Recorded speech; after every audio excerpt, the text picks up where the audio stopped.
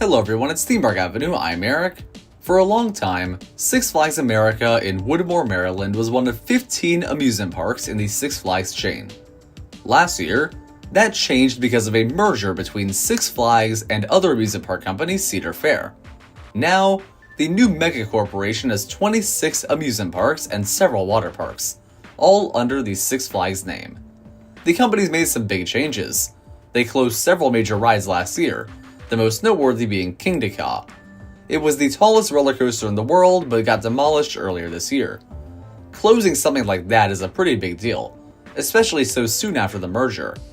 But how about closing and selling a full amusement park and water park?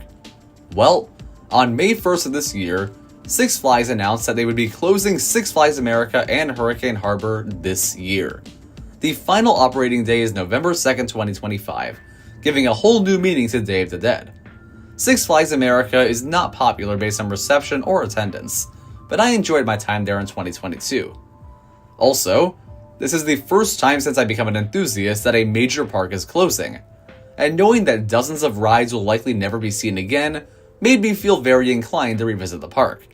Therefore, I went this past Sunday, July 20th, and I'm going to tell you about my full experience about Six Flags America and the neighboring water park Hurricane Harbor. I will discuss the personal highlights and lowlights of my day, and also explain the worthwhile reasons to go here, and the reasons you might not want to make the effort to go here before it closes. That way, you can decide for yourself. There's not much time left, so let's get right into the review. Arriving at the park, my party first approached the parking booth. General parking is $35 per vehicle. You can look up specifics for trucks and other vehicles on the park website. This is a lot, and it's a little annoying, but the park is overall fairly inexpensive. Day tickets usually cost $30 to $40, $35 when I went, and adding water park admission to your ticket is usually $10. There are certain family entertainment options that cost less, of course, but those are typically smaller things you wouldn't spend several hours at. While I may be biased because my last theme park visit was Epic Universe, where a single ticket was more than all 5 Six Flags America tickets, I think this park is a pretty good value due to the abundance of things to do that could theoretically fill a full day. That's not factoring in any transportation costs for you, or any food or merch you might buy in the park. But if you are near the park for any reason, I'd say it's a worthwhile place to visit relative to its cost for most demographics. More on the demographic thing later. After paying for parking, I headed toward the front gate, which was not far from the parking spot, so I'd advise just using general parking unless you need preferred parking for a handicap or similar. I reached the front gate at around 10:30 a.m., and the amusement park hours that day were 11 a.m. to 8 p.m. The water park was open from 11:30 a.m. to 6:30 p.m. These hours seem to be the norm for all Fridays, Saturdays, and Sundays. But the Google hours are different, and I promise you, Google is wrong. Do not plan your visit off of the Google hours. At 10:30, there were already hundreds of people outside the main gate, so I do advise getting to the park early. I always do that, but I think at this park it is definitely worthwhile. More on that later. At 10:40 a.m., the security checkpoints were open and people filed into the main plaza before the ticket check. This area has a low capacity, so hundreds of people didn't get through the security checkpoint quite yet. Yet another reason that you might want to get there early. The weirdest thing that happened in the plaza involved the lines to get your tickets checked. Everybody lined up in the general lines, but then some people were directed to the priority lane for certain annual pass holders. That might seem normal, but employees were saying it was a general line. Other employees disagreed or seemed confused, so I opted not to go to that line. It was shorter, but the risk of being sent to a different line because I was wrongly told I could go to that one was not worth it for me. I probably made the wrong choice, but I've had past experiences with that sort of thing that ensure I will never take that risk again. We made it through ticket check at around 10:50 a.m., and we were stopped at the end of the entrance plaza by 2 security guards until park opening at 11. Now, it's time to talk about the park experience. The first ride I went to was Ragin Cajun, and if you plan to ride it, you should do it first. The ride has a low height requirement and a low capacity, so many people can ride it, but not many get on it every hour. It consistently gets the longest line of the park as a result. I rode it first thing in 2022, and that was the best decision I could have made. Unfortunately, Ragin Cajun had not even begun testing when I got there this time around. Therefore, the first thing I rode was the Wild One. This is very nearby Ragin Cajun despite not fitting in that Mardi Gras section of the park, but that's not what I was concerned with at the moment. I had not seen Wild One testing either, but the ride was ready to load passengers, and I therefore got on the first Wild One ride of the day. I even got to take the back row, my personal favorite on most roller coasters due to the greater sense of speed and intensity. For context on this ride, the Wild One is a wooden roller coaster that first opened in 1917. It's therefore well over 100 years old and will likely meet its end this year. You might expect it to be very rough based on all that, but the ride still runs quite well and is a very enjoyable roller coaster. The layout doesn't have any flashy modern elements, and there is a rattle, but I find the experience somewhat unique and a lot of fun. There are plenty of airtime moments, those being moments that throw you out of your seat, and the final helix is a lot of fun. I also like how it passes under a defunct attraction that's only partially intact. It's weird but charming. I used to think this was in the same tier as some of the upper tier Six Flags wooden coasters, things like Comet at Great Escape or Predator at Darien Lake. However, this has moved down for me a bit. It just doesn't have the same relentless pacing and airtime as those rides. Still, it's definitely a good roller coaster and a fun start to anyone's day if they can handle the classic rattle of a Woody. I then returned to Ragin Cajun, which had just opened. The line was not moving fast, but it was short enough that it only took 10 minutes.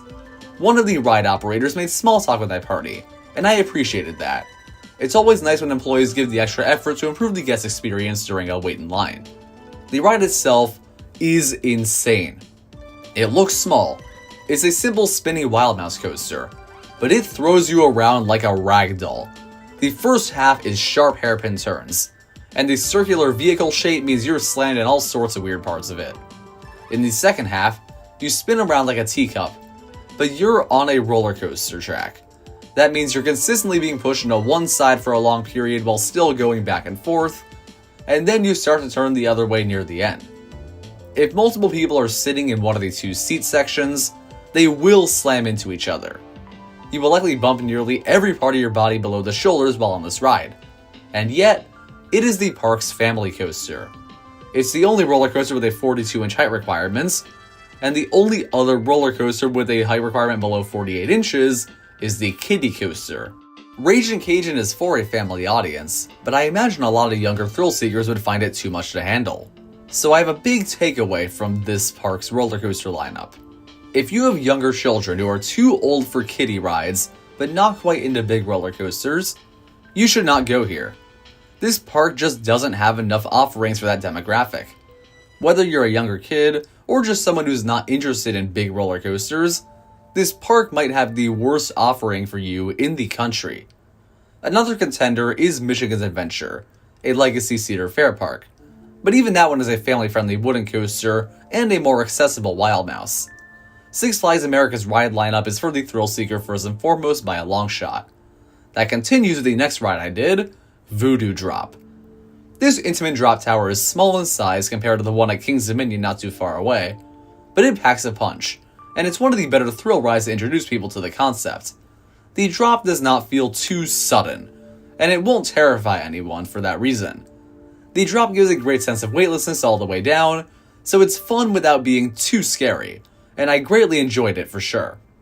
Still, I had two issues, one that was the park's fault and one that wasn't. Firstly, the capacity of this ride is abysmal. It's capable of sending 4 trains with 4 seats each at once, but when I went, they were only running 1 train, meaning a maximum of 4 people could ride at a time. It's like if Ragin Cajun only ran 1 train, meaning the line moved extremely slowly for this, and while I was okay, nobody was in front of me at that point, this must have been a nightmare later in the day. The other problem is just a good one to keep in mind. In this part of the country, the spotted lanternfly is a prevalent invasive species. If you see them in the park, kill them if you're willing to. Alright, back to actual amusement park talk. I entered the Gotham City area, home to 3 roller coasters, 4 flat rides, and a lot of issues. This back half of the park was a bit of an expansion back in 1999.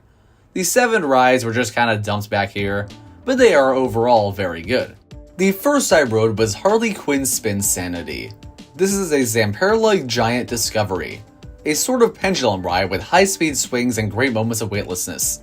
You'll be flying out of your seat while facing the sky, facing the floor, and everything in between. It can be intimidating, but it's an extremely fun ride if you're into speed and thrills. You also get a nice breeze while on it. That said, this ride's operations were not fast. Once again, there weren't many people in the park, so I got off pretty quickly. Good ride, not much else to say. Across the midway from this one is Joker's Jinx, but between these two rides is another, Riddle Me This. Riddle Me This is a rotor attraction that pushes you into the back of the seat with centrifugal force. I did it last time and it was fun, but this time it was not even operating. There was no huge sign out front saying it was closed, and I think they simply didn't have the staff needed to run it. It's a shame. This section of the park has most of the major attractions, and one of these attractions was closed the whole day. This is one of the issues that I attribute to the fact that the park is closing. There were plenty of issues though that I think are very par for the course of this park in general. Case in point, the operations of Joker's Jinx. This ride, like most coasters in the park, only ran one train. For those who don't know, if a roller coaster runs two trains, the operators can load the second train while the first one completes the cycle. That way the second one is ready to go right away. With one train operations, Joker's Jinx takes 3 to 5 minutes to load, a minute to complete the ride, another minute to roll back to the station, and 3 to 5 more minutes to load you into the train. So if one train is loaded in front of you, it will be well over 10 minutes before you're out of the station. Once again, I didn't have a super long wait because I was there early, but anyone who didn't get there early is not going to have a great time. They'll probably have to wait an hour during the one train operation days. Another operation issue at this ride was that the switchbacks were not properly set up, and people were spilling out of the entrance into the midway when the line was only 15 or 20 minutes long. Evidently, staff just weren't available or prepared to go handle a switchback thing, likely due to the park's current state. And it's unfortunate that even though it is a mild inconvenience, mild things like that are going to be common if you go because the park is in a rough state. Regardless, Joker's Jinx is still a pretty awesome ride. Its launch is not super powerful, but that might make it the best roller coaster here to introduce someone to thrills. The ride is smooth, and it doesn't bang your head around at all. It goes upside down, but not in a super scary way. Much of the ride is actually quite meandering, so you can catch your breath. Then the final third picks up a surprising amount of speed, but at that point you're probably well equipped to handle it. This roller coaster has great thrills for someone like me who's not afraid of roller coasters, but it also has plenty to offer for those who are not as accustomed to them. It's a great one to have in the park, and definitely one of the best rides there. One last thing about this ride, it plays a safety announcements, but for some reason, it keeps playing over the pop music that's also in the station. Typically, the music would stop during a safety announcements, but here, the Joker's voice was talking over 21 pilots. It was kind of funny. The next two rides I came across were both closed. Unfortunate, because I enjoyed them both last time. The first was Penguin Blizzard River. The ride was chained off and definitely didn't open that day. The website said it would be opening on June 21st. I assume it has not been updated since well before that, and I wonder if it will ever open this season or if it's basically already gone for good. The ride was a spinning rapids ride, sort of like a standard river rapids, but also looking like a water slide. It was unique, and I thought it was pretty cool. I'm definitely gonna miss it. Next, I saw Wonder Woman Lasso of Truth. This ride is a fun-time star flyer, a ride model that takes you high up and spins you around in a chair swing. You get great views of the surrounding area, but this is my least favorite of this type of ride because the surrounding area of Six Flags America, save for DC and the far distance, is just not that interesting compared to other skyscraper type rides. However, this is a great ride to conquer a fear of heights with. It's the second tallest ride in the park, but it is a 46-inch height requirement. It's only scary on a really windy day. That's when the chairs can really swing around in weird ways. Otherwise, this ride is good for testing your fear of heights, and it's among the best non-roller coasters in the park. It was running all morning, but for whatever reason it closed down to be cleaned when I got to it, and it stayed down for well over an hour, meaning either someone got really sick or the lantern flies became too much to handle. I'm guessing the latter, but alas, I did not ride Wonder Woman that day. At this point, I finally rode something else.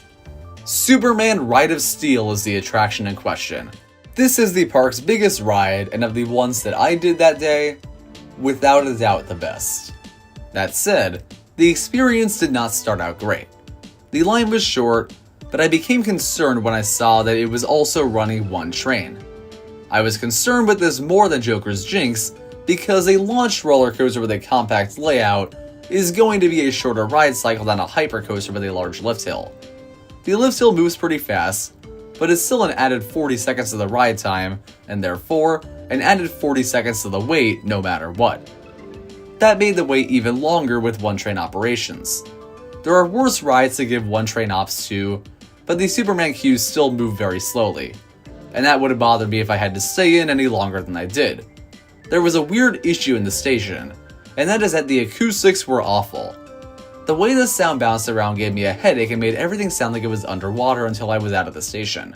This might have been a coincidence and not at all linked to the station, but if you had the same issue, please comment down below so those planning a trip can be aware of the severity of this sound issue. Anyway, let's talk about Ride of Steel. Once you climb that first hill, you're in for a treat. The view is great, and the first drop is enormous, over 200 feet tall. You get lifted out of your seat thanks to the negative G-forces, and it's an awesome start. But there is more. You swiftly travel through the forest and ascend an airtime hill. It more than delivers on its name. You'll be thrown out of your seat in a graceful but thrilling way. And that leads into the first helix. This helix is immense, and you travel through it with such speed that you're very likely to gray out. It's that intense. The first half is awesome, but the second half does lose steam in my experience. You travel along some straight track, and it just doesn't have the same speed as the pre-helix stuff, so there's not much thrill to be found there. You then clear another airtime hill that's not that strong but still pretty fun. Next, you approach the second helix. It's just as big as the first, but it feels half as fast. This section wasn't that fun to me. Not uncomfortable, but my mind wandered to the Coaster Studios parody video, where kids performed a skit that made fun of the second helix being the same as the first one. I have no problem with there being two helixes, but on its own the second one is mediocre, and following the first one, the thrills are not even comparable. After that helix is the most uncomfortable part of the ride. A slightly curved airtime hill that always bangs my knee into the hard plastic covering with the lap bar mechanism. I'm not a fan of this ride vehicle because of that large obstruction in the middle. The ride ends at two more airtime hills and they're quite good. Probably even better than that second one in fact. So good ending, and overall, this is a great ride, with the highest highs of anything I've discussed. However, much of the second half loses the adrenaline and gets a bit painful. I still highly recommend it to all thrill seekers, but if you think this ride is a good enough reason to visit the park before it's gone, I must inform you that there is a clone of this one at Darien Lake in Corfu, New York. It's a bit out of the way for most enthusiasts compared to Six Flags America, but it's important to know that Ride of Steel can still be experienced after this park closes. The same cannot be said for Batwing.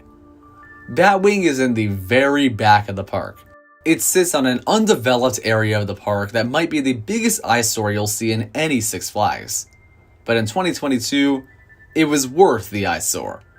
Batwing is without a doubt the best ride in the park, with an awesome flying sensation throughout and intensity to spare. There was not a single dull moment on the ride. However, it is highly unlikely you will get to ride it if you go to Six Flags America. It was closed the whole time I was there this time, and while the park still had 4 or so hours of operation when I left, there was no chance it opened. I would not be surprised if the ride is already down for good, and that's incredibly sad. Not only was it my favorite ride in the park, but it was the last of its kind.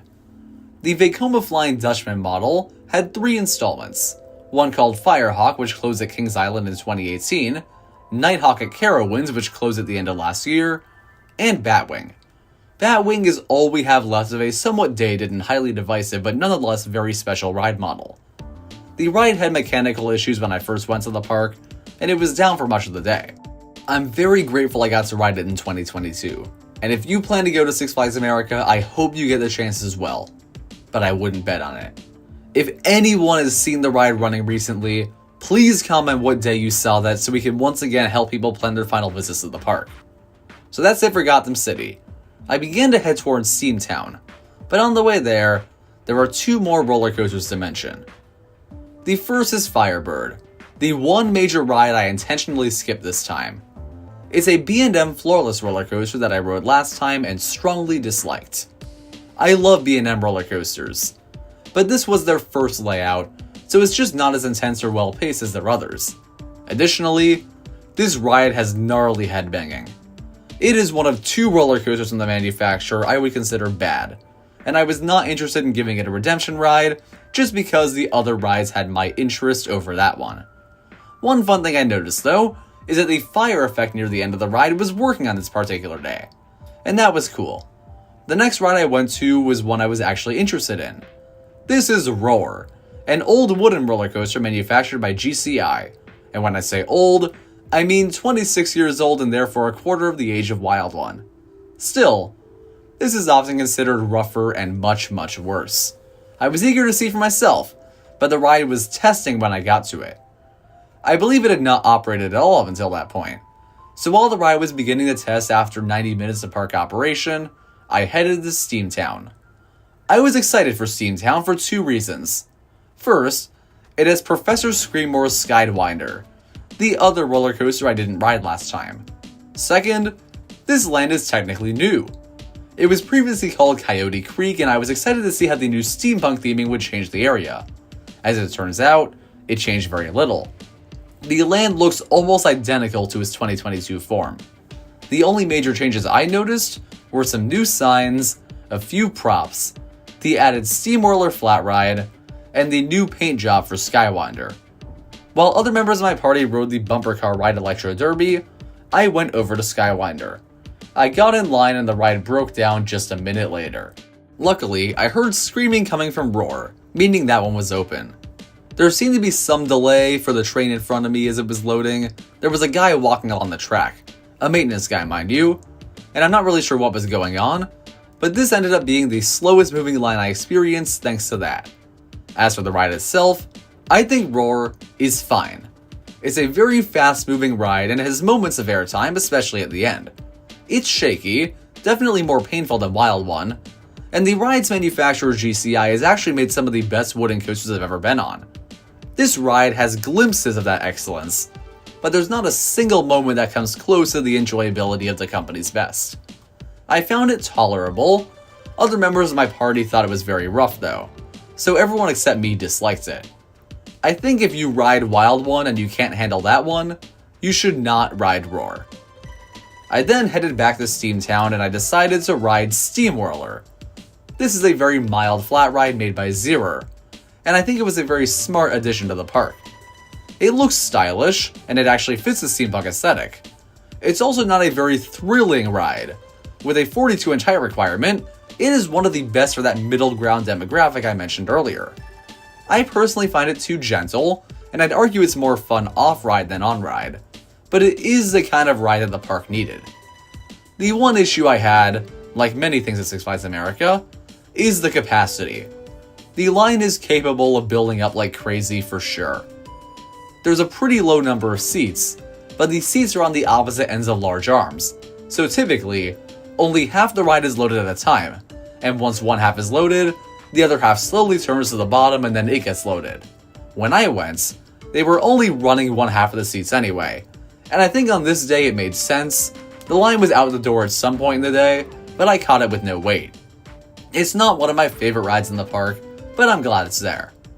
Now it was time to ride Professor Screamore's SkyWinder.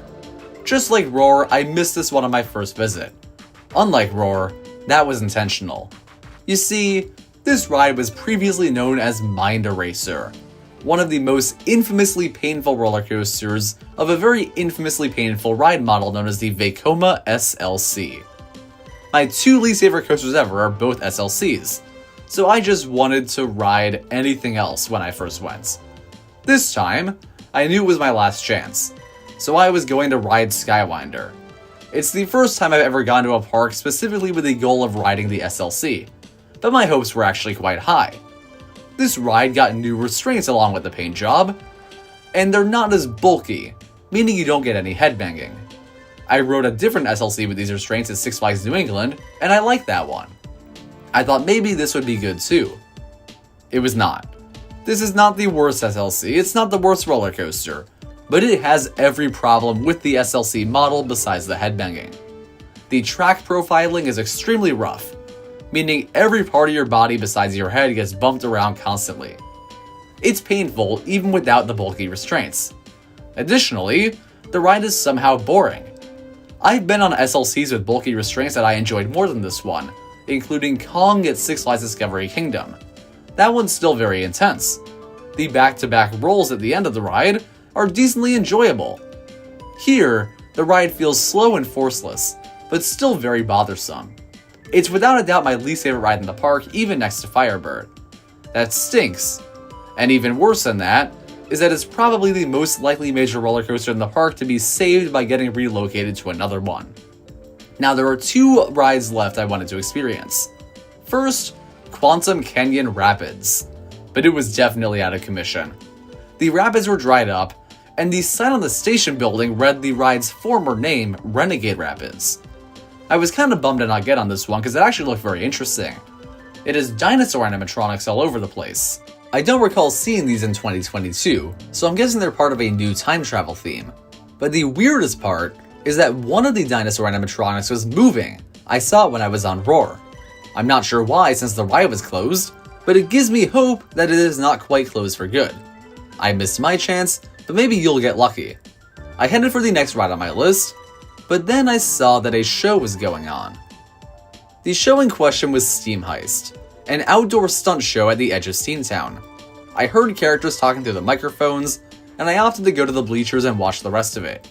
The show was halfway done, so I'm sure I missed a lot of important story information, but that's not why the show exists. This show is entertainment.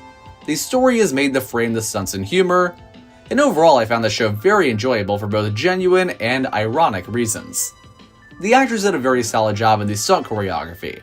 Many tricks were quite impressive, and some of the fight scenes while I did of Dead Space were overall pretty enjoyable. The actors battling it out with both swords and hand-to-hand combat was some nice variety. One thing that helped fill the dead space was the banter among actors. I have two examples I want to shout out. First, two actors were taking turns pinning each other to the ground wrestling style, and as they were recovering from that, other actors were saying, "They got to the count of 3, right?" Just like in wrestling. That was a nice way to fill up that time. The other example is when the zipline was used. The guy getting onto the zipline took a bit of time, but once he was getting off the zipline, the enemy actor said to the audience, "Okay, but that was pretty cool, wasn't it?" And he led the audience in a round of applause. A smart and fun way to not only engage the audience, but make up for a moment of the stunt show that's not as entertaining on its own. Another very fun moment is the villain getting knocked into a minecart and pushed into a shaft. The actors wonder if she'll be okay, and then a massive flame emerges. The actors once again ask if she'll be okay, and I recall I was giving a thumbs up and nodding. The main actor looked right at me and shook his head. I loved that. So this is all in all pretty enjoyable on its own merits thanks to the solid comedy and the decent stunt choreography. However, the funniest part of the show was the sound effects. They were synced up pretty much perfectly, but they were insanely loud and over the top. If somebody stepped on someone's hand or pushed them down a well, you would hear a super loud and disgusting splat. Despite that, the injured character would continue on as if they were not in serious pain. Every time one of the sound effects played, I was like, oh my gosh, is Six Flags going PG-13? But then it turns out the sound effects are just amplifying the stunts, not meant to actually indicate serious injury. The funniest example is right at the very start.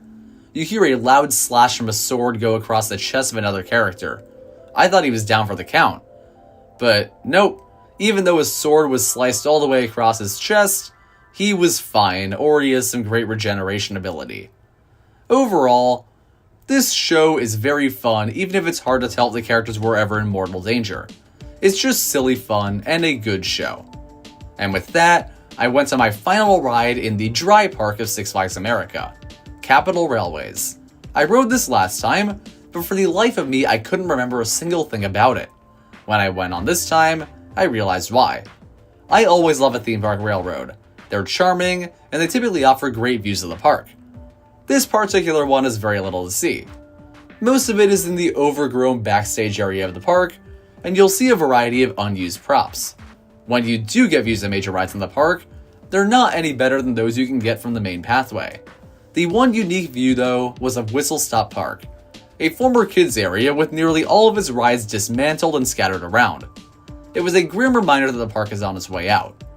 Near the end, you pass through a tunnel underneath Wild One, which is cool, but I would prefer if Wild One was the tunnel, and you could see the structures you passed under it. Maybe there was a safety concern, but with all of that complete, I headed to Hurricane Harbor. I very rarely go to water parks, mainly because I just don't like them as much as amusement parks. But this was my last chance to ever go to this one, and I had time to spare. So I opted to spend some time at Hurricane Harbor. Here's how that experience went. Getting in took a while because of what seemed to be an issue with the ticket scanners. Every party in front of me was not able to get in for a while, and I don't think the scanners were ever even used. They just had to take our word that the tickets were legit. Once in, I immediately headed to Rip Curl Blast, the park's water coaster. The line moves slowly as water slide lines do, because only 2 people can ride at a time. And while that's a water slide issue in general, it's worth noting that nothing in the dry park had a line as slow as this one, despite having similar numbers of people. Climbing these stairs was fun for this one, because you get some nice views of Six Flags rides like SkyWinder and Superman. As for the coaster itself, I really enjoyed it. Water coasters are my favorite water park attractions, not only because I prefer raft slides in general, but also because I enjoy the many drops and launches they often have. This one had an abundance of drops, all providing decent airtime and being very fun. The turns caused water to splash into the raft, and that was also enjoyable. The only issue I had is that the helix near the end of the ride provided minimal thrills or amusements. Otherwise, I indeed had a blast the whole way through. I spent a little time in the wave pool, known as Hurricane Bay, because I'm a sucker for those. And then I rode Half Pipe. This slide can be a single or double tube slide in which you go down a large slope, scale up the other side, and continue back and forth until the tube stops. I was instructed to cross my legs and tuck my chin to avoid my neck snapping backwards. I've never been told that on a water slide before, and I thought it was a pretty crazy risk. Nonetheless, I obeyed, and I sincerely hope it was worth it. The slide itself is a fun moment of fear when you scale the wall because of how high up you go, but otherwise, it's kind of boring and offers severe risk of a wedgie. I would not do this slide again personally. I wouldn't do any slide like it again personally. But finally, I took a lap on the Wahoo River. This is the park's lazy river, but at a certain point, an alarm sounded and some waves started passing through. This was a pretty fun addition to the standard lazy river formula. There are a few other water features along the way, and that's about it. Not the world's best, but very good for what it is. The only problem is the lifeguards. Obviously they are doing their jobs, and this is not at all unique to Hurricane Harbor. But when a whistle gets blown the moment anyone does anything remotely fun, it gets annoying. This is just a problem with water parks in general, but it's something that stuck with me. I considered riding Tornado, a very large slide, but the line was way too long. And by long, of course, I mean slow. But that's it for my time at Hurricane Harbor, and therefore, the end of my time at Six Flags America. Now that you know my individual experiences, let's get to some more overall thoughts and decide if the park is worth visiting. First, back to the rides. Of the lower tier Six Flags parks, I think this is actually one of the better ride lineups. The top 4 coasters, including Batwing, are all very different but very good, and Ragin Cajun has its appeal. On top of that, there are a handful of good flat rides, some that are very thrilling, and others that are good for a wider audience.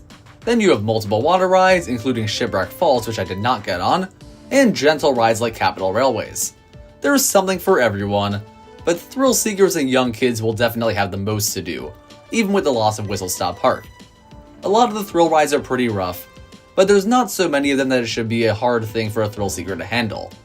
While I don't think any attraction here is especially worth traveling for, and nearly every ride is a superior cousin at a park like King's Dominion, Hershey Park, or Busch Gardens Williamsburg, this park has close to a dozen good rides.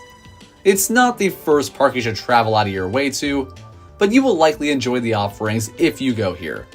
The decently high quantity of rides also means filling a full day is very doable. If you tie in the water park, you'll probably get on every major attraction with just a little time to spare if you plan well. I got on more rides here than the Epic Universe by a long shot, and I spent a third of the time here than I did there. So it's not typically super busy or crowded. It's an easy park to go to at opening, get on many of the best rides early on, and feel pretty fulfilled even after just a few hours. It's not the best ride lineup, but it's good and varied, save for family thrill rides. Still, if you've been to a major amusement park before, there's a good chance you've been on better rides than the ones here. I overall don't think the rides are worth rushing to this park for the majority of people. The biggest exceptions to that are Wild One due to its history, and Batwing due to it being the last of its kind and difficult to get on. Otherwise, nearly everything here has a duplicate at another park, or isn't really worth riding, let alone going to the park for. I still like these rides a lot, but it's important to note that I happen to be in the area, so it was not a very time-consuming effort for me to go here. But is there anything besides the rides that might be worth going to the park for? Well, let's talk about the theming. Six Flags parks are usually considered unthemed and frankly ugly, but there are some exceptions. The downright beautiful Six Flags Fiesta Texas is the best example. However, Six Flags America is probably the least visually appealing Six Flags park. Some of the best stuff from 2022 is already gone, like the statue at the entrance plaza now being a potted plant. To be fair, they clearly tried in some areas. The Main Street buildings and those in SteamTown look decent, but for the most part, this is just rides being plopped down wherever room can be found, often in the back of the park. The placement of the rides is simply not good. I love looking at roller coasters and other rides, and the placement can be a big part of how photogenic they are.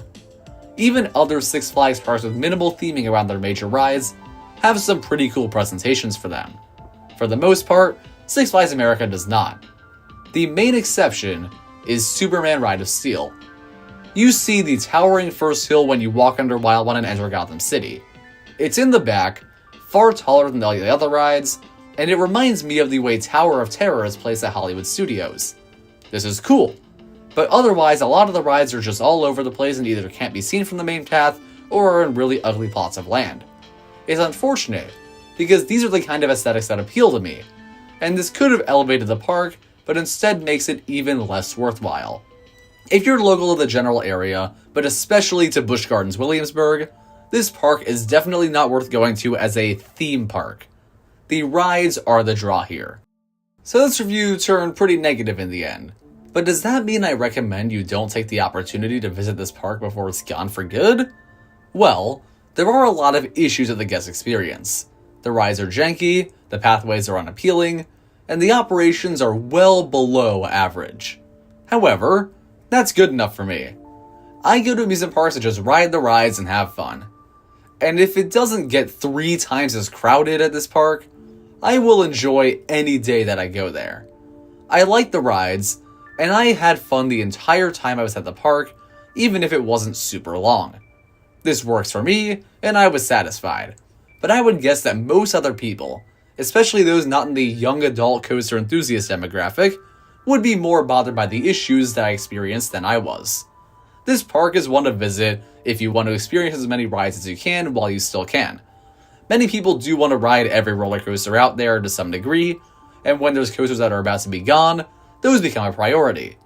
If that's not something you care about, and you're in a demographic that wouldn't bother learning the names of the roller coasters, for example, this is not a destination for you. I would recommend going here before the park closes, mainly for these reasons. If you are within an hour or two driving-wise, you are a die-hard coaster enthusiast or a credit hog, if you know you know, or you found any of the rides I described particularly interesting. It feels harsh to recommend you don't go out of your way to visit a park that'll be gone in November, but the truth is, this has always been a small regional park made with a local audience in mind. Only someone as insane as me would travel to this place under normal circumstances. With the park on the shopping block, there's more of a reason to go than ever before, and you should consider that. My advice is to not spend too much time or money on a trip here, and if you do, consider spending time in Washington DC and doing other nearby attractions as well.